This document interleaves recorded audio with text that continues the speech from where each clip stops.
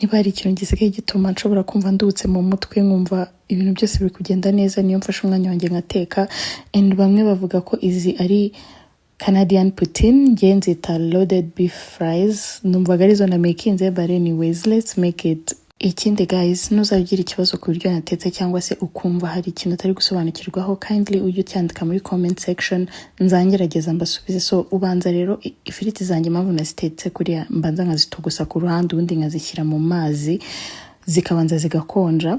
Abantu benshi bafite impamvu babikora, banjyewe personally no kugira ngo ifiriti zanjye zize kuba zikocagurika ziri crispy, and ndabikunda cyane, ziba ziryoshye zishya neza ntabwo zishirira. Kumwe gazi ituma ifiriti zishirira oya. So ibintu byinshi nkora uko nshoboye kugira ngo mbereke in details kugira ngo bitaza kubagora, ndetse nimba nanabyibagiwe muze kubyibonera. Ino sauce nabigishije uburyo bayiteka, so byose nagiye mbiteka mbishyira ku ruhande. Ifiriti zanjye zahiye, inyama zanjye zahiye, ndetse twongeyeho n'agacheese kari ku ruhande. So mfite sister wanjye rero utanywa amata nta nubwo arya cheese, obviously umva yari yanukiwe kuko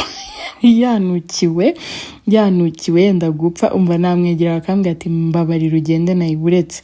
So nabiteguye rero, we ntabwo twize tumushyiraho cheese nubwo nibagiwe mushyiramo duke, ariko nageye ndadutoranya twose guys, ndadutoranya twose nuvanamo ko ndabizi ntabwo ari kubiri. So ubwo ndaje ndabitegura neza, umva byari biryoshye pe, ntabwo nababeshya. Muzabigerageze, ni recipe yoroshye cyane, ni ibintu wakikorera. Iriya sauce y'umweru iri optional, ushatse ntayo washyiramo, nuko ngiye nayishyizemo, ariko ushatse nayo washyiramo. Wabikorera aho ngaho ugashyiramo cheese yawe, niyo wakoresha cheese isanzwe ukayirapa, byose bivamo kandi bikaryoha. Ngiye narambiye guteka ibiryo boring, that's why buri munsi muze wongeye guteka umva ni ikintu cyiza kiryoshye kandi yeah. Bye guys, ndabakunda rero, Imana ikomeze barinde, bye.